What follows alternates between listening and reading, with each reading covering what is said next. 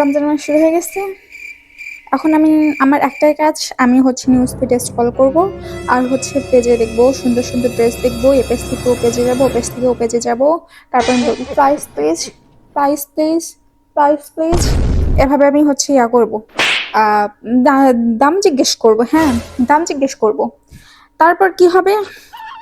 তারপর হচ্ছে আমার আর কি যে ড্রেসের আমার সাথে আমার আর কি বাজেটের সাথে যাবে, আমি তাকেই রিপ্লাই দিব। রিপ্লাই দেওয়ার পর আমি তাদেরও মাথা খাবো, বলবো কাপড় কোয়ালিটি কি ঠিক হবে কিনা, রিয়েল পিক দেন। মানে সবকিছু শেষমেশ করে বলবো না, ভাল লাগেনি। ভাল লাগেনি বলবো না, ভাল লাগেনি বলবো না। এরকম যদি দাম যদি বেশি হয়ে যায়, বলবো ঠিক আছে আপু, আপনাকে আমি পরে নক করবো, কিন্তু জীবনে আর নক করবো না।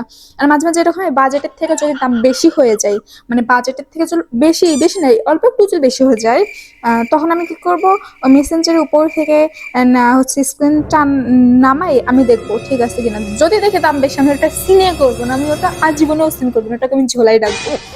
আর তার থেকে বড় কথা, কিছু কিছু পেজের মালিক তারা হচ্ছে বলবেন, তারা হচ্ছে ইয়া দিবে, ড্রেস সহ দিবে, কাপড় কোয়ালিটি এরকম আপনাকে পরলে অনেক সুন্দর লাগবে, এটা হচ্ছে নতুন নতুন ডিজাইনের হচ্ছে এনেছি, আমার পেজ ছাড়া অন্য কারো পেজে পাবেন না। বিশ্বাস করেন ভাই, ওই ওই একই ড্রেস আমি সবার পেজে দেখবো, সবাই একই কথা লিখবে।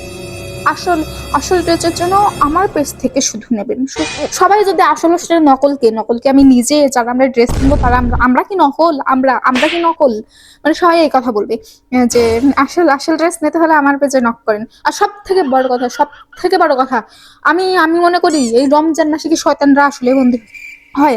ওরা হচ্ছে ওরা এরকম করবে, যে ওনাকে বলবে প্রাইস পেজ, ওনারা বলবে ইনবক্স। কেন ইনবক্সে কেন যাবো? তোর সাথে কি আমার বিয়ে ঠিক হয়েছে? তোর সাথে আমি বিয়ের কথাবার্তা বলার জন্য ইয়াতে যাবো, ইনবক্সে যাবো কেন? তুই হচ্ছে পেজে পেজে তুই হচ্ছে ড্রেস সেল করবি, তুই পেজে তুই জামার সব ডিটেলস দিতে পারিস, প্রাইসটা কেন দিতে পারিস না? বেয়াদব।